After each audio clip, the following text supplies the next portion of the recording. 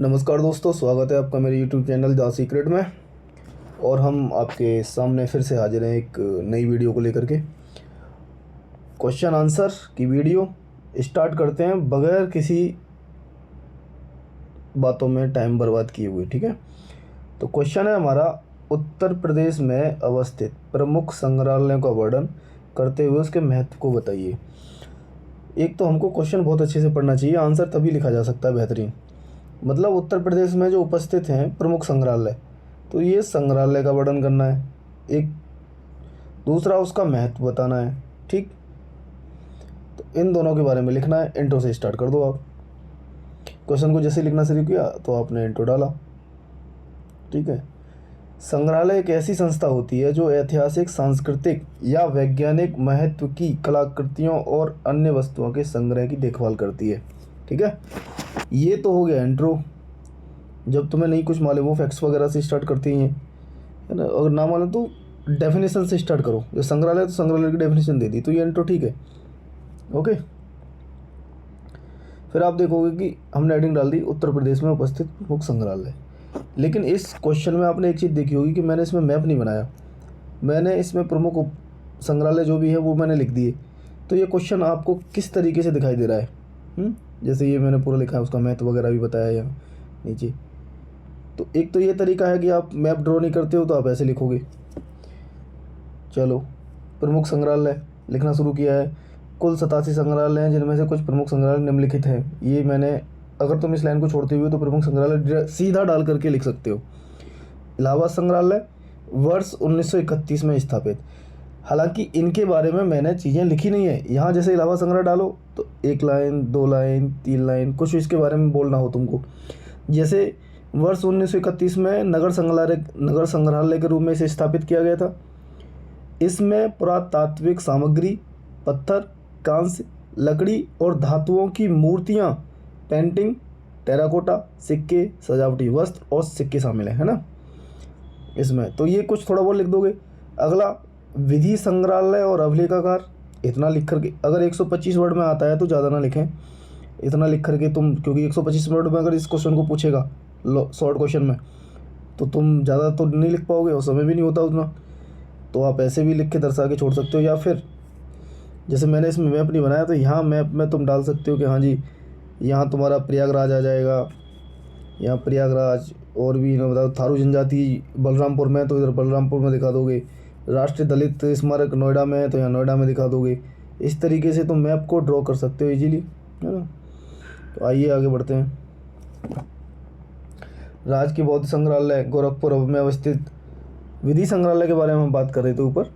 तो इसे 1966 में उच्च न्यायालय के 100 वर्षीय समारोह के दौरान न्यायिक अभिलेखों की प्रदर्शनी के रूप में स्थापित किया गया था। थोड़ा वो लिख दिया। इसमें जो संग्रहालय में क्या है, गोरखपुर के ऐतिहासिक चौरी चौरा क्रांति से संबंधित चीज़ें हैं, इंदिरा गांधी के चुनावी मामलों से संबंधित ऐतिहासिक निर्णयों के अंश हैं इसमें, मुगलों के दुर्लभ और पुराने आदेश संग्रहित हैं यहाँ इसमें। तो ये सब थोड़ा बहुत लिख सकते हो जल्दी भी। थारू जनजाति संग्रहालय बलरामपुर, है ना। तो यह पहला आदिवासी जनजाति संग्रहालय बन रहा है। इस संग्रहालय में थारू जनजाति के विकास से लेकर के उनकी संस्कृति, परंपरा, धर्म, जीवन शैली आदि सभी पहलुओं को प्रदर्शित किया गया है। आगे आप देख रहे हो राष्ट्रीय दलित स्मारक, जिसे नोएडा में बनाया गया है। ये संत कबीरदास, डॉक्टर BR अम्बेडकर, ज्योतिबा फूले, बिरसा मुंडा आदि की मूर्तियाँ वहाँ रखी गई हैं, ठीक है। अब आ जाओ आप राजकीय बौद्ध संग्रहालय। अब बौद्ध संग्रहालय नाम से ही जाहिर है, तो ये भगवान बुद्ध के अवशेषों से संबंधित है, जो गोरखपुर में स्थित है। ये 2-3 चीज़ें आपने लिख दी, है ना। झांसी संग्रहालय, देखो कुछ चीज़ें ऐसी होती हैं जो कॉमन सेंस से काम करती हैं। कॉमन सेंस जब झांसी है तो रानी लक्ष्मीबाई से संबंधित तो हो गई। इसमें हथियार, मूर्तियाँ, वेशभूषा और चंदेल वंश का प्रतिनिधित्व करने वाली तस्वीरें भी हैं। गुप्त काल की एक चित्र दीर्घा भी मिलेगी झांसी संग्रहालय में आपको, है ना। बाकी तो मैंने बता दिया। झांसी है तो रानी लक्ष्मीबाई से संबंधित तलवार, ढाल, उनकी मूर्तियाँ रखी हुई हैं। तो वो थोड़ा सा क्रॉस मार मार के आप लिख सकते हो। जैसे सपोज करो आप ये लिख रहे हो तो आप इस तरीके से और लिख दो 2-3, जो भी पॉइंट आप देने जा रहे हो इधर यहाँ डालते जाओ, है ना। जब 200 वर्डों में इसे पूछे तो। मथुरा संग्रहालय, इसकी स्थापना तुम्हारी हुई थी 1874 में, है ना। मथुरा स्थित राजकीय संग्रहालय कला संरक्षण विशेष रूप से कुषाणकालीन कला के संरक्षण के लिए विख्यात है। क्योंकि मथुरा का पूछ देखते होगे कि कुषाण काल में ही हुआ था, वो भी बौद्धों की मूर्तियाँ बनना हुआ शुरू कुषाण वंश के समय पे, तो कुषाणों का इस पे बहुत प्रभाव मिलता है। अगला है तुम्हारा 8057 स्मारक संग्रहालय लखनऊ का।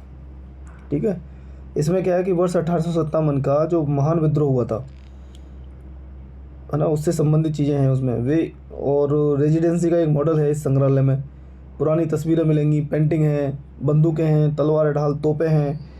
ये कई सारी चीज़ों में आ गया कि यहाँ भी तलवार ढाल तोपें हैं, जिस रानी लक्ष्मीबाई से संबंधित इधर भी आ गया। कॉमन सी चीज़ें हैं जो लिख देंगे हम, और क्वेश्चन हमारा कंप्लीट हो जाएगा। एक पॉइंट कंप्लीट हो रहा है, क्वेश्चन का एक भाग कंप्लीट हो रहा है प्रमुख संग्रहालय का। अभी महत्व नहीं बताया, अगर संग्रहालय बन भी रहे हैं तो उनका महत्व क्या होता है। भाई संग्रहालय बनाए जा रहे हैं लगातार, तो उनका क्या महत्व है, क्यों बनाए जा रहे हैं, तो संग्रहालय का महत्व देखिए आप। ये राष्ट्रीय पहचान के प्रतीक के रूप में कार्य करते हैं। मैंने यहाँ राष्ट्रीय लिखा है, लेकिन जब ये उत्तर प्रदेश के स्पेशल में पूछ रहा है तो राज्य से, और वो भी उत्तर प्रदेश के संग्रहालयों के बारे में पूछ रहा है, तो आप इसको ये ऐसे लिख सकते थे कि राज्य पहचान के प्रतीक के रूप में काम करता है। उदाहरण के रूप में आप डाल सकते हो इसे लगा करके कि हाँ जी उदाहरण है इलाहाबाद संग्रहालय। संग्रहालयों के नाम आप पीछे लिख ही चुके हो, और उसको बेहतरीन बनाने के लिए इतिहास, संस्कृति और कलात्मक उत्कृष्टता के महत्व पर ज्ञान प्रसार करने में उदाहरण डाल दो थारू जनजाति संग्रहालय। शिक्षा का अध्ययन तथा मनोरंजन के कार्यों में, दुर्लभ इतिहास की जानकारी और ज्ञान प्राप्तियों में, है कि नहीं। पर्यटन की दृष्टि से भी महत्वपूर्ण है काफ़ी। क्यों, पर्यटन की दृष्टि से भाई तो म्यूजियम बनाते हो, म्यूजियम देखने के लिए लोग दर्शक जाते हैं, बहुत सारे लोग टिकट खरीदते हैं, तो इससे राज्य के राजस्व में बढ़ोतरी होगी। मानव और पर्यावरण के विरासतों का संरक्षण होता है, शोध कार्य में काम आता है संग्रहालय। तो ये तो म्यूजियम के महत्व का हो गया। क्वेश्चन यही कंप्लीट हो सकता है निष्कर्ष डाल करके, क्वेश्चन यही कंप्लीट हो सकता है निष्कर्ष डाल करके, लेकिन ये अलग से जोड़ दिया जबकि इसने सरकार के प्रयास पूछा नहीं था। तो आप इस हेडिंग को ना भी डालें, लेकिन लिखते हुए बता सकते हो कि भारत सरकार ने 2013 में संग्रहालय अनुदान योजना की शुरुआत की। संग्रहालय अनुदान योजना का संबंध है कि संग्रहालय बनाने से, उनको अनुदान देने से एक जतन नामक आभासी संग्रहालय सॉफ्टवेयर का विकास किया गया था। उत्तर प्रदेश द्वारा बलरामपुर में थारू जनजाति संग्रहालय का विकास किया जा रहा है ना अभी, तो वो हमने ऊपर उसका डिस्कशन किया था। हालांकि तुम इस वाले पॉइंट को लेकर के निष्कर्ष खत्म कर सकते थे, ठीक है ना, पर हमने इस निष्कर्ष डाला क्या है। इस प्रकार हम कह सकते हैं कि उत्तर प्रदेश में अवस्थित संग्रहालय न केवल पर्यटन को बढ़ावा दे रहे, बल्कि सांस्कृतिक और ऐतिहासिक विरासतों को संरक्षण भी प्रदान करते हैं। इस तरीके से ये क्वेश्चन आपका कंप्लीट हो चुका है, ठीक है ना। तो बहुत बहुत धन्यवाद। एक क्वेश्चन आप देखिए, एक ही क्वेश्चन इसमें कंप्लीट करा लो 8 मिनट का, ठीक है।